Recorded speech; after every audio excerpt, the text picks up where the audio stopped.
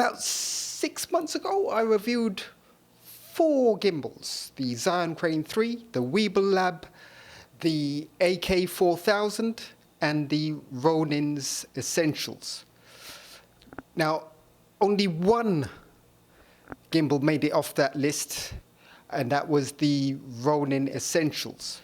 The Zhiyun Crane 3, too big.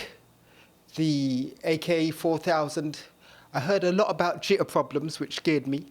And the Weebil Lab, I believe, was more designed for mirrorless. I wanted a gimbal that can handle DSLRs with large lenses as well as mirrorless cameras. So I decided to wait and see what happens. About a month ago, I looked at 3 more gimbals. That was the new Moza Aircross 2, the Ronin SC, which I believe is exactly the same as the Ronin S, but just compact, and the AK2000.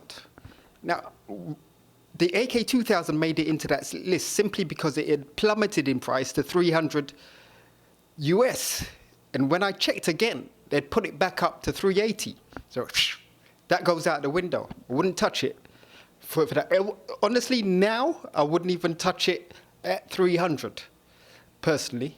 The Ronin SC, I believe, only handles mirrorless. So out of that list, the only one that made it through was the Moza Aircross 2.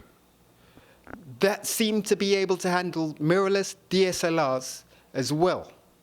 And seemed to be a pretty good gimbal because it was light. But now, the Weebil S has come out. And of all the other gimbals, the only one to make it through from those lists was the Moza Aircross 2. So basically, it's between those two, the Weebil S and the Moza Aircross 2. And personally, after watching a few reviews this morning, I believe it's the Weebil S that's going to take it. It's the portability is great. I think it's more portable than the Aircross 2.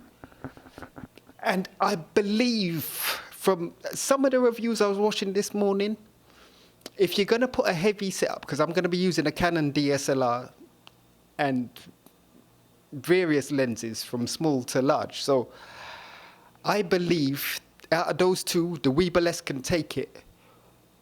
The Moza Aircross can handle some DSLRs, but I believe it would have problems with the larger lenses. I also believe there was a firmware issue on the release, which is, I believe that has resolved the problem, but you like when a manufacturer releases it, like when DJI releases their Ronins, they're perfect. And I believe this Weebil S is close to that. So, my mind's finally made up. I'm going to be getting the Weebil S.